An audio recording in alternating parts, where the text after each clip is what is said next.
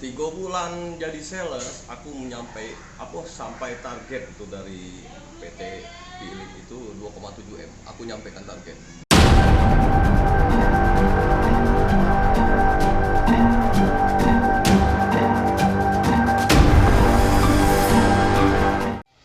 Nah guys, ini gua baru nyampe banget ya guys ya, baru nyampe di pergudangan dia, tempat dia nyari nafkah ya guys ya. Nah ini dia nyatu sama rumah dia baru bangun juga ya guys ya, dia baru bangun, alhamdulillah dia.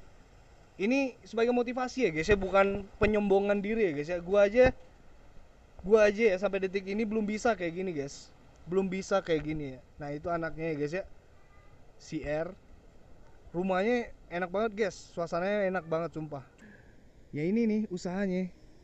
Nih, gue belum mau liatin orangnya guys ya. Nih, kalau lu mau buat speaker daerah Curup ya guys ya. Ini tepatnya di mana nih? Di Palbatu ya guys ya. Regas Audio ya guys ya. Bisa lihat di Facebook aja ya guys ya. Ini paten, ini punyanya pemerintah ya guys ya. Salah satu punya pemerintah. Dia aja udah bisa pegang pemerintah ya guys ya. Gimana nggak tergiur gua pengen denger cerita dia bisa sukses kayak gini ya guys ya. Lu mau tahu nggak siapa si R ini guys? Nah ini teman gua akrab banget ya guys ya. Teman gua akrab dulu ya guys ya. Sampai sekarang juga kita nggak ada musuh-musuhan kayak yang lain ya guys ya.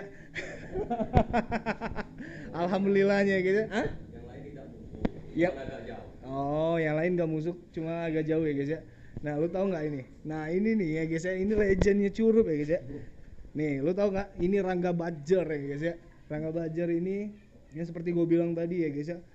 Turunnya turun banget, jatuhnya jatuh banget, tapi naiknya naik banget guys. Jadi lika-liku hidupnya cukup lumayan gila sih, bener-bener gila banget. Jadi walaupun jatuhnya banget ya guys ya, cuman semangat dia tinggi banget loh dari harga jatuhnya ya guys ya.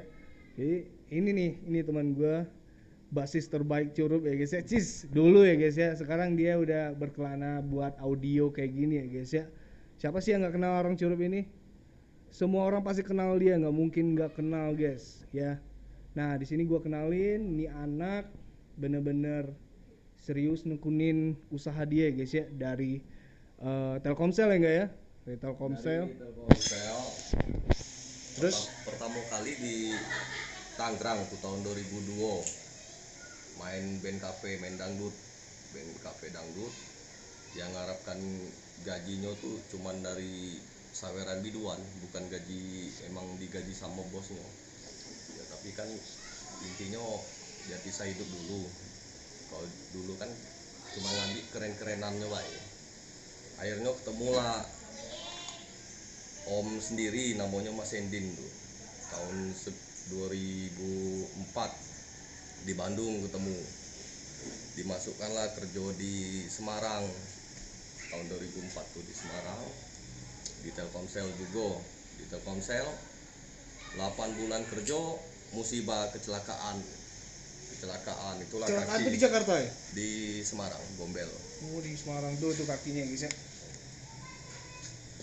Akhirnya balik lagi ke Curup karena di Semarang tidak sanggup nggak diamputasi kakinya. Oh iya men? Ya, Dia cerita apa tuh? tidak, atau aku dicerita. Itulah. Terus dia nggak cerita loh guys kalau dia mau diamputasi ya guys ya. Setahu gue dia mau dioperasi disambungin lagi tuh ya, bener kan? Iya. Tapi kalau diamputasi gue nggak tahu tuh. Pakai kaki palsu. Terus Balik ke Curup, berobat di tes itu sama ibu Sena ada salahnya. Ada cak setahun, balik lagi Jakarta,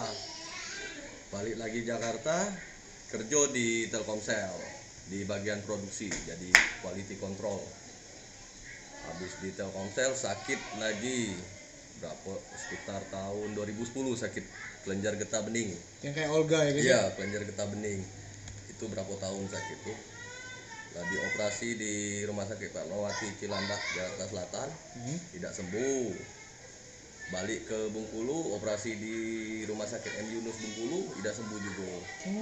Akhirnya yo pasrah lah. Temulah orang di Orang bisa. Sengak tuh. Oh bukan orang Lebong posisi itu? Bukan, orang air dingin.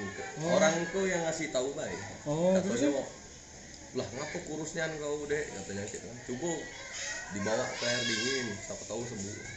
Akhirnya ada jodohnya sembuh apa enggak. Tapi balik-balik itu kan atas izin Tuhan juga. Iya benar-benar. Jadi kita yakinnya ke Tuhan kalau bahwa dia itu perantara.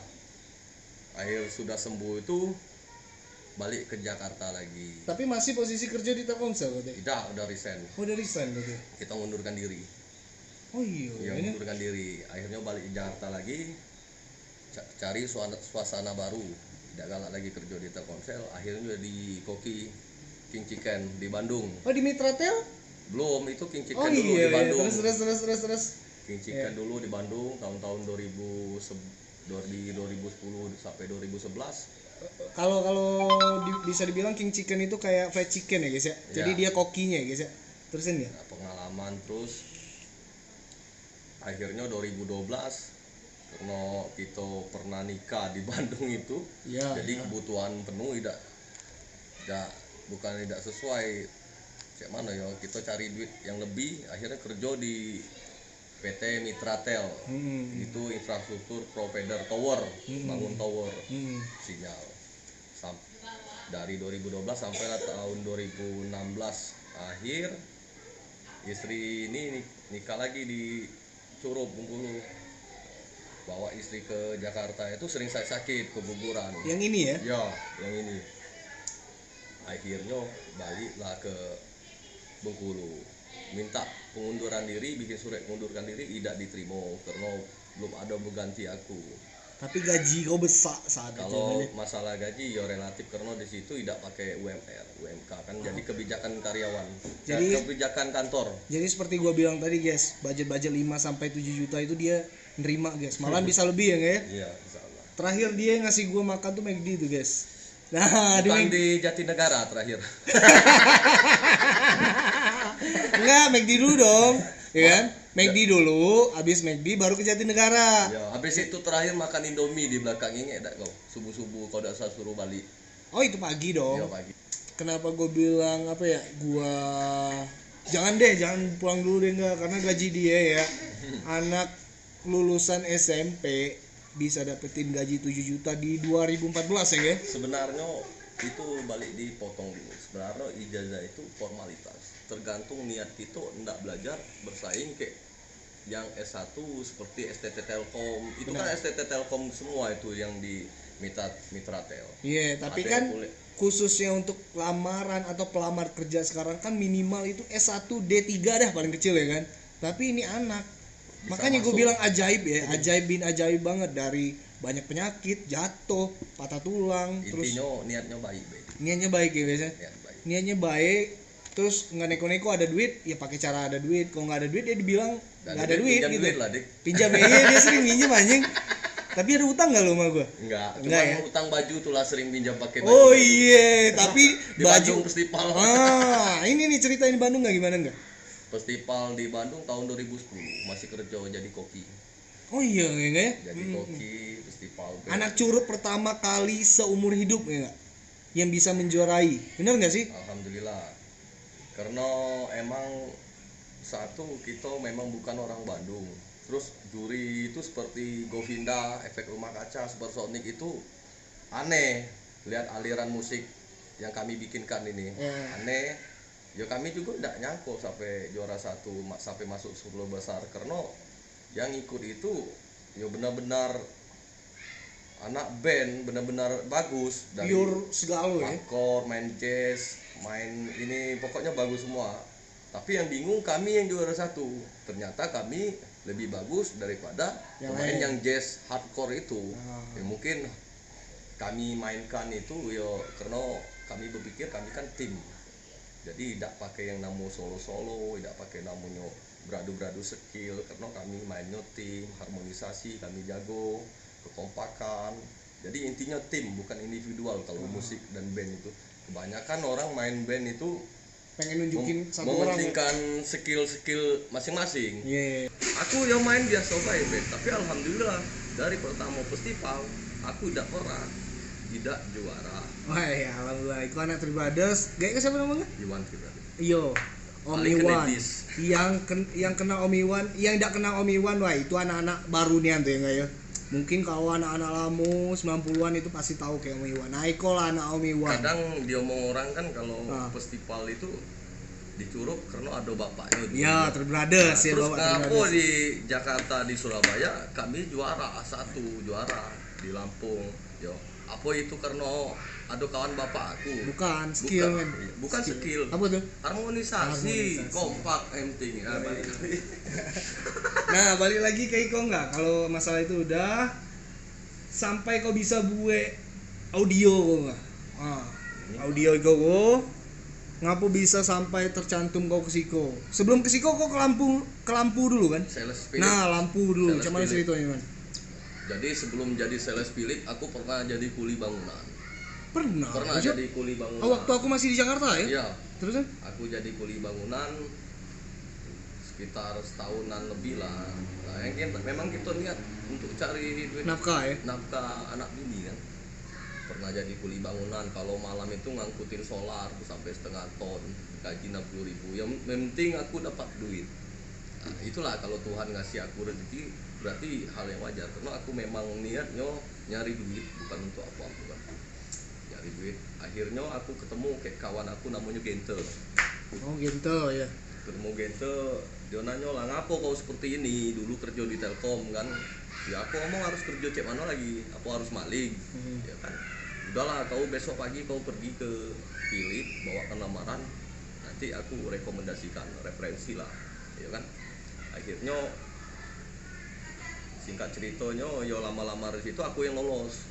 Dari yang lawan orang sales mandiri apa sales ikut bang apa pengadaian itu aku cuman yang lolos yang pas finalnya. Entah karena aku ada referensi, entah memang aku di interview pas Bagus, jawabannya, entah pengalaman kerja aku banyak, preparingnya, tidak tahu aku yang lolos. Tapi akhirnya aku lolos memang benar-benar ditaruh di Jambi kayak Palembang. Oh, bukan di Curug Bukan, posisi itu. sales luar kota. Oh. 3 bulan jadi sales, aku sampai target itu dari PT Philip itu 2,7 M. Aku nyampaikan target. 2,7 Yo, ke seluruh gitu ya. iya. Why? Aku nyampaikan target Jambi Palembang 2,7 M tahun 2017. Akhirnya aku sudah dapat ilmunya. Aku resign, aku cari ilmu lagi di Bengkulu, ilmu jual beli nih, dagang Marketing, maksudnya. oke. Ya marketing, karena di Jakarta dulu kita mainnya konstruksi kan, Ya. kayak ngeband. Ya. Jadi cari ilmu masih kurang ilmu yang di Philip, aku masuk di Hanok Walen Mas. Oh, beda timnya. Aku masuk di Bengkulu lagi. Oh, Kerja. Sangko Amba satu perusahaan Udah. kemarin tuh. Oh, terus kan? Bengkulu itu Hanok tuh Bengkulu, utara, selatan, Curug, Lebong, Payang. Sudah ada sekitar berapa tahunan lah aku resign lagi, akhirnya aku jualan sendiri, ngampas sendiri. Oh, ngampas ya, oke. Tahu. Terus Ngampas sendiri, sampailah detik ini masih. Oh, masih. ya sekali-sekali lah, tidak lemah lah, itu konsisten, itulah perlunya konsisten tadi kok. Iya. Jualannya kita lah berani ngisi itu sampai kapan, kecuali emang dia udah galak belanja lagi kayak gitu ya udah apa-apa, berarti kita lepas kan. Oh. Tapi kalau memang dia masih enggak kita ngisi, walaupun aku lagi sibuk di sini tetap aku isi. Itu kalau usaha tuh satu tekun deh. Oh. Kalau tidak tekun, tidak yakin, ya susah lah. Kalau prinsip aku tapi balik. Iya. Yo masih sampai sini.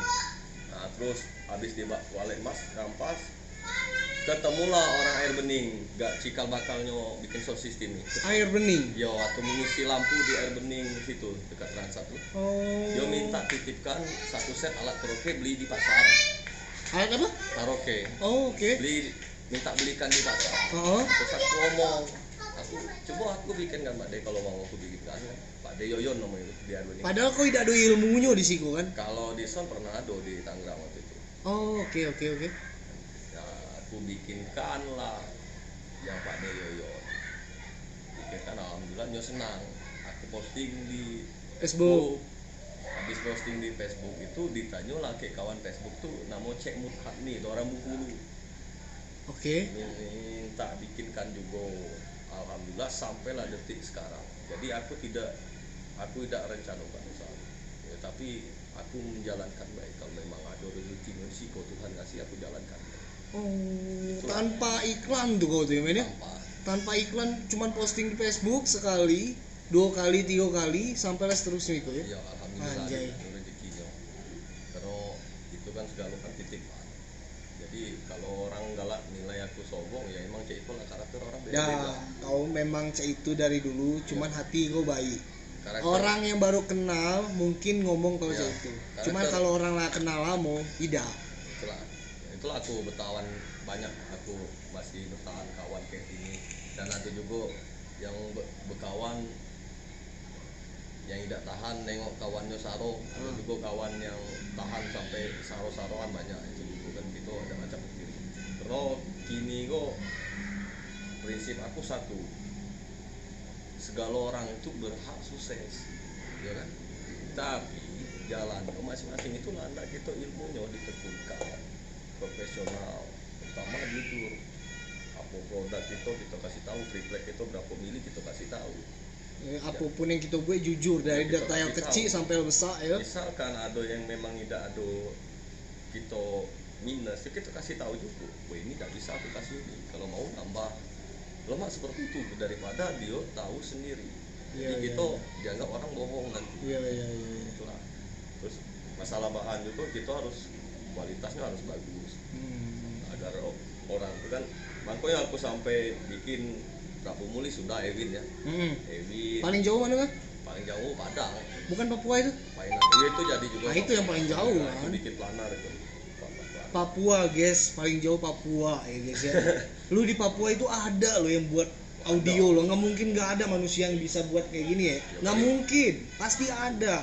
Cuman kenapa dia sampai kerangga gitu? Nah itu yang aneh. Karena apa? Rezeki itu kita nggak pernah tahu ya guys ya. Itulah pentingnya satu, kalau marketing ini public relation. Kau kan Ya, anak benar. komunikasi, public relation, branding face-nya, tampilannya. Walaupun kita di dusun, tapi kalau kita daya saing gitu bisa sama cak kota, layak gitu, layak pasti bisa. Banyak contohnya. Yang penting tuh public relation.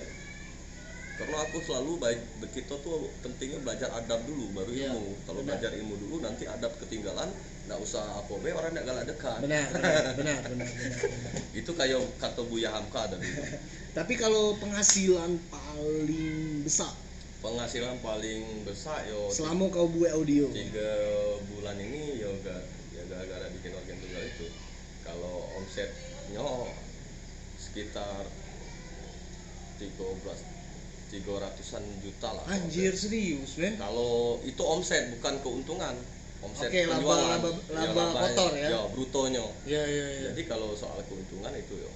Kalau tapi kan tidak tiap bulan itu. Oke, Yang ini iya. kita cerita 3 bulan yang ini itu. Itu sekitar 60-an 70-an alhamdulillah. Itu bersih ya. Ya bersih. Bersih. Yo. Balik-balik tadi Tuhan yang ngasih rezeki itu ya. Benar. Jadi ya seperti itu bukan tiap bulan loh, ya kan? Nah, tapi alhamdulillah sampai detik ini aku masih bisa kerja, masih ada yang bikin sound system kayak gitu.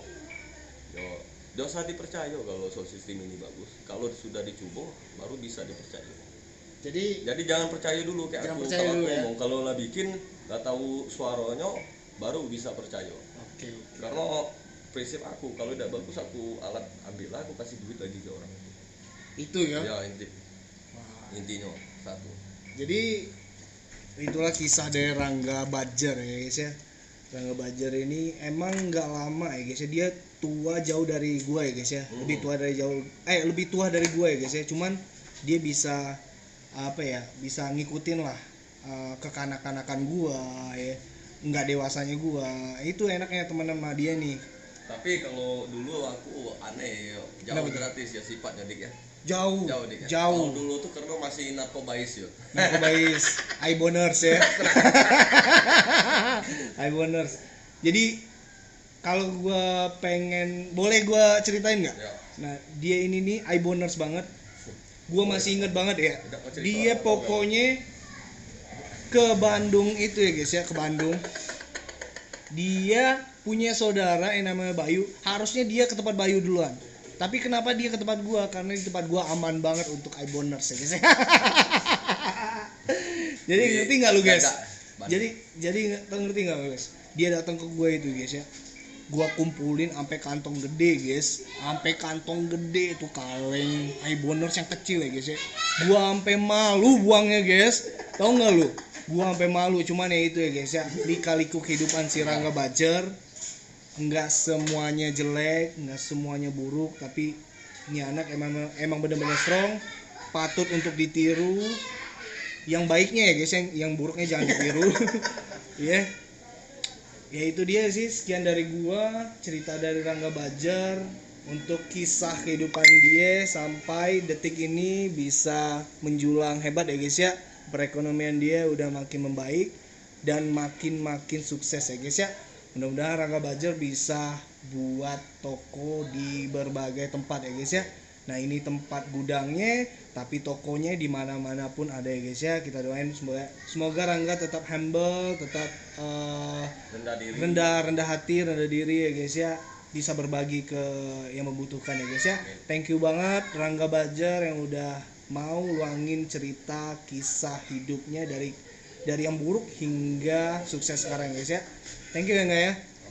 Oke, terima kasih.